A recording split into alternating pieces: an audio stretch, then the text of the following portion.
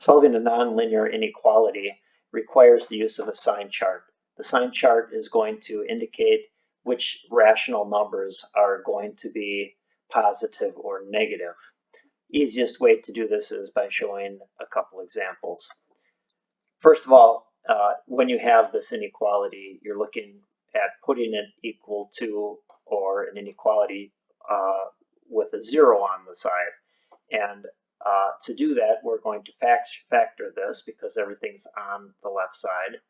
So put up the parentheses, make sure that the first term's product is x squared, and that's going to be a -2 and -1. Multiplying gives you this, and multiplying and adding gives you -3x less than 0. Now, the zeros here are going to be where x is equal to 2 and x is equal to 1. So I'm going to put a 1 and a 2 here, and I'm going to actually substitute in numbers, any number less than 1, into these two and see what the product is equal to. For example, 0 is a convenient one. I'm going to have a negative because -2 times -1 is going to be equal to a positive number. All you care about is positive or negative. In between here, 1.5, it's going to be a negative times a positive, which gives you a negative number, and above 2, it's going to be a positive times a positive when you substitute in, and that's going to be a positive. Now, when you're looking at these signs in the sign chart, that's going to indicate if it's going to be less than 0 or more than 0.